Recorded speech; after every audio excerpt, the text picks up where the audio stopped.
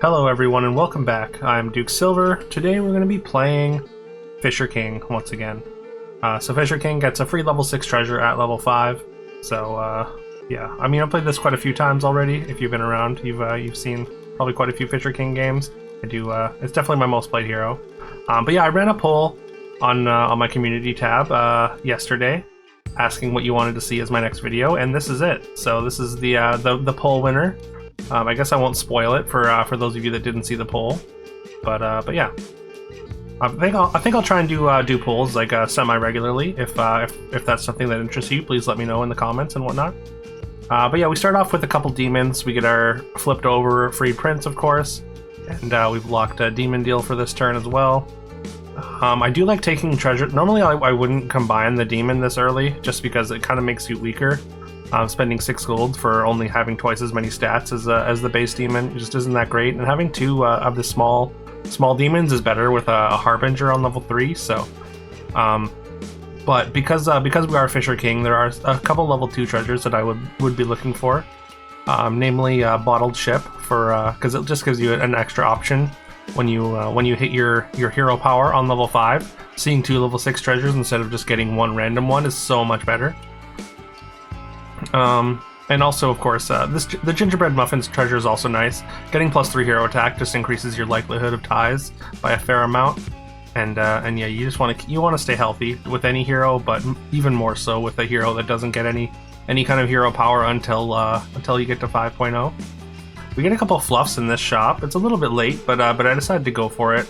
It's 3.2, so maybe taking the 3.2 fluff pair and playing down a unit isn't the greatest, but we don't get punished, and we do get another tie. There is a future vision, which we are absolutely going to jam. That's going to put us up 2 XP, and we're not going to worry too much about keeping that XP forever, but that's going to allow us to basically get our treasure next turn. We get to see our treasure a turn early, which is fantastic. We're going to take a Hellhound here. It's going to deal us a damage, but it's got a decent chunk of stats to go with our 2 other demons. We do lose this in pretty convincing fashion, but we get a Cinnamon Stone for our level 6 treasure on 5.0. So in 2 turns, that's going to give us a random level 7. Honestly, I think that definitely needs to be changed. The timer, waiting 2 turns for just a random level 7 treasure feels really bad to me. There are a few whiffs on level 7. Some that just don't really do a ton unless you have a very specific setup. So having to wait 2 turns for that just feels very bad, especially when Pirate's safe and other ways to get to level 7 treasures exist, and in a much easier capacity, I would say. I think we're just going to jam this Haymaker. We still haven't gotten rid of our XP from our future vision, so I mean, Haymaker is just a decent little tempo pickup. We did find a purple puff for our pair of green puffs that we took, or fluffs, I should say, sorry, that we took earlier. And they are scaling relatively well here. So we have taken damage a couple combats in a row, so we are starting to drop down pretty low. We do get a spell reflector out of our Cinnamon Stone though, and I think we're just gonna triple this. We're gonna triple this Narcissus, or I guess double it. We're going to upgrade it anyways and get a level 5 treasure. I think we're going to take Shard here. Shard is just going to allow us to upgrade the next character we see. I believe we're on level 5. I think we have taken our rolls to get off of, or to lose our experience from Future Vision now.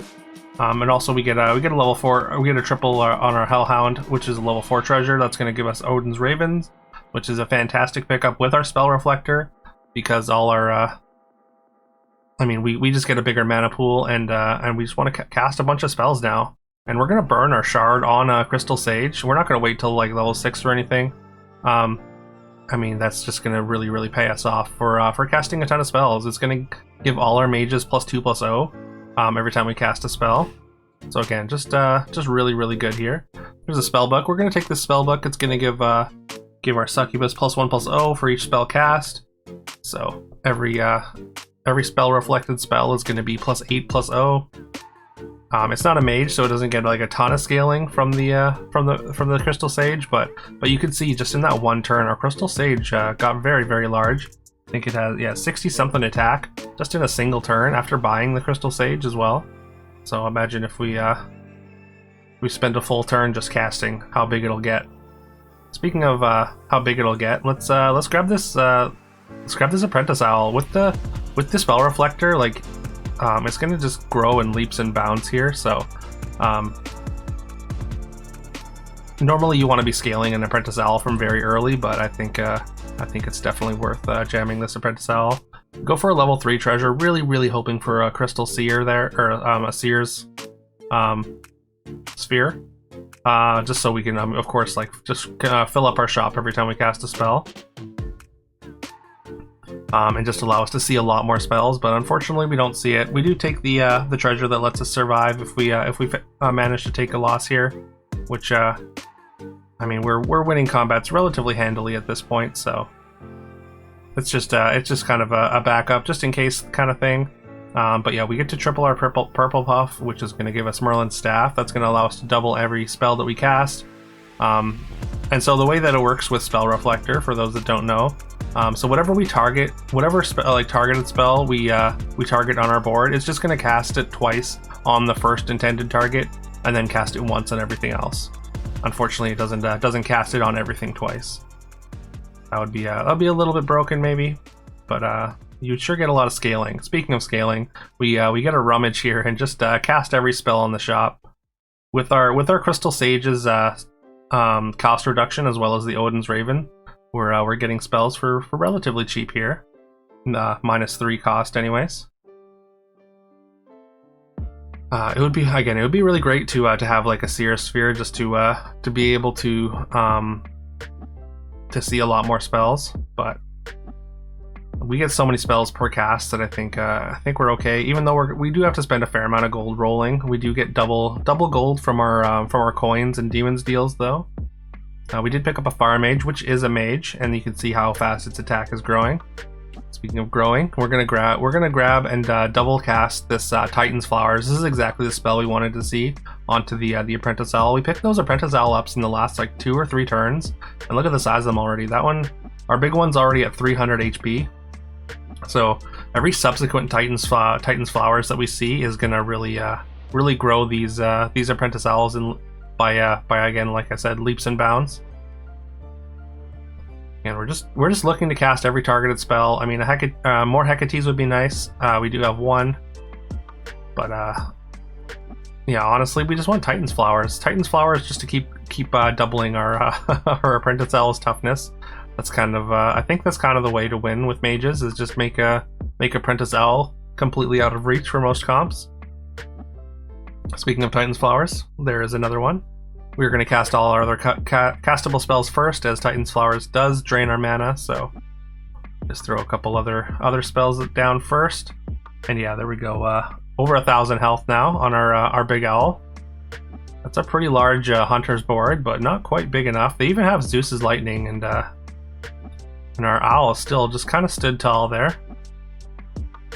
That's a pretty big mage board on their side. Not quite as big as ours. They're doing what we're doing, I guess, but without Spell Reflector. There's another spell book. We did pick up another 5-cost spell book for the owl here. The 6-cost one that gives +2/+2 might have been worth investing in as well, but I really just wanted to cast some more spells this turn. And yeah, you can see they don't really have the big payoff that we do. Considered wolfing the board, but unfortunately it gets a little bit awkward. We want our Fire Mage and our Crystal Sage in the specific positions, so you generally don't want to be wolfing your board when you're playing mages. We do want to Titan's Flower our board once again though, and now we've got our Apprentice Owl up to over 4,000 health. And of course, like the health is or the attack isn't scaling nearly as high, but I think health is the thing that really matters. The attack kind of comes naturally from the Aeon triggers. We're going to pick up another spellbook here and just keep casting spells on our entire board. So now, yeah, we've got a spellbook on both of our Apprentice Owls. If we can combine them, they're going to get a huge... Again, we just cast an entire rummage rummage shop full of spells.